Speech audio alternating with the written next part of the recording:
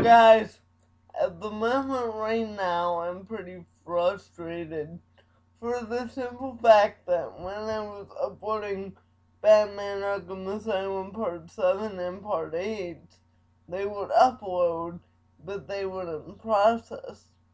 And I'm worried that you guys aren't able to see them because they won't process. And if this video doesn't process, I will be very mad. And I will write something to YouTube. Probably not. But today I'm going to talk to you about my personal history with Tomb Raider.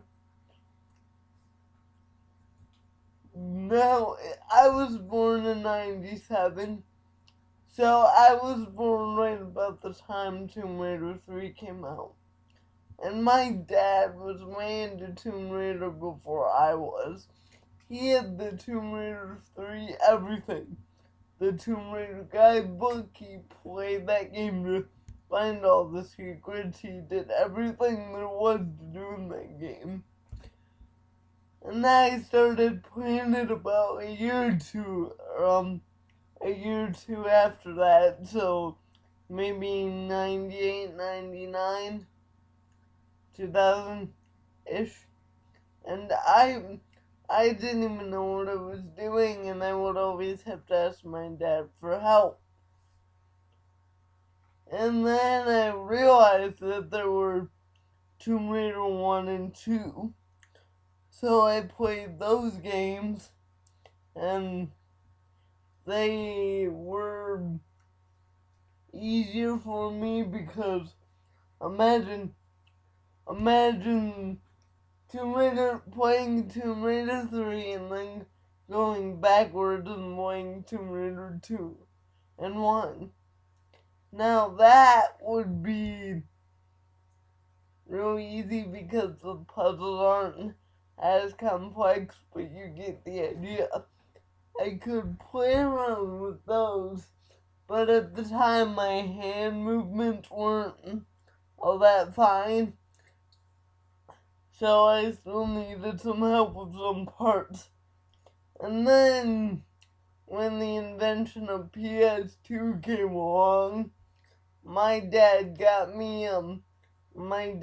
himself actually Tomb Raider Angel of Darkness for the PS2. Now, here's the catch. He wouldn't let me play that game because at the time, it was his game. But I was allowed to watch. And I was amazed at all the stuff that Lara Croft could do. I liked the way she looked. I liked the way the gameplay mechanics were. But the thing was, at the time, my hand muscles weren't the way they are now.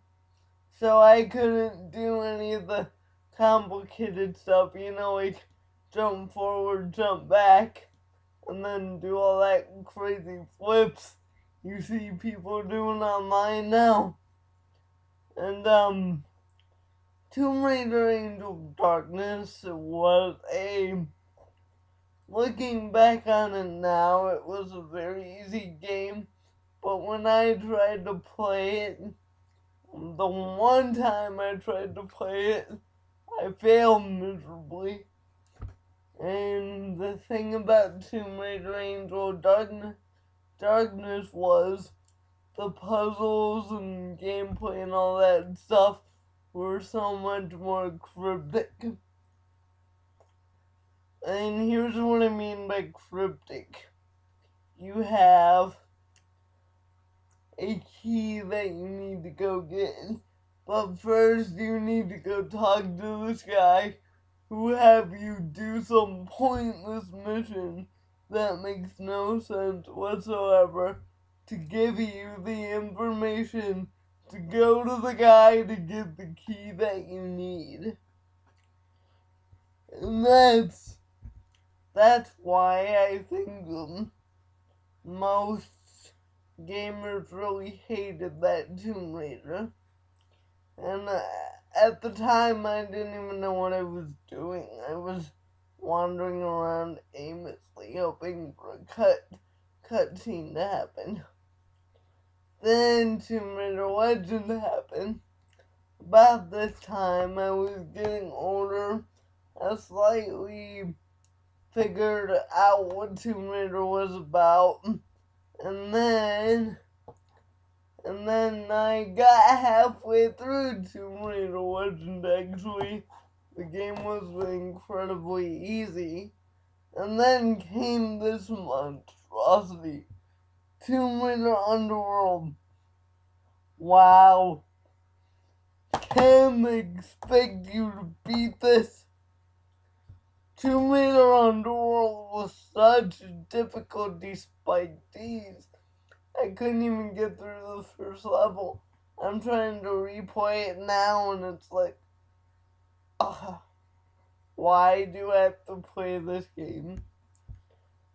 And then we get over to Tomb Raider Anniversary, which is just a remake of Tomb Raider 1.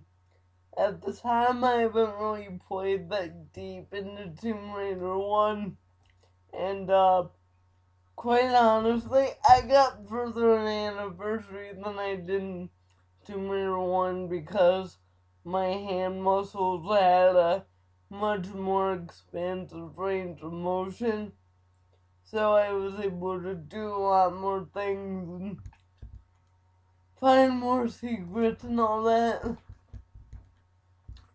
And then I sold my Xbox, and there went Tomb Raider Anniversary with it. So I waited patiently for them to make another Tomb Raider game. And they must have heard me. Tomb Raider for the PS3 is a very friendly game, shall we say. It's got easy controls for people like me, but it's also got complexity for the hardcore fans, like my dad or my mom or somebody who plays games for a living non-stop. Yeah, I was really impressed with Tomb Raider because this was supposed to be a prequel, but it really didn't explain much. You know, I was hoping this game would explain that how Laura got her dual unlimited pistols, but sadly the game didn't, and I was really frustrated. And this story is not over, actually. I found recently the PlayStation Store has the first 4 Tomb Raiders that were on PS1 available for download. Now, I am hopefully gonna be getting those for Christmas. If I do, I will be doing a playthrough of those. I don't care if that processes or not, I will be doing a playthrough of those. So, that's my history of Tomb Raider. Comment, rate, and subscribe, and do all that fun stuff. I see. Somebody click on the Batman Arkham Asylum Let's Play, my recent part, because I don't know if any of you guys could see that, and I just want to be sure. I know you guys really don't watch those, but I do them in case somebody does want to watch them. So, see you guys later. I'll be back with another video soon. Bye.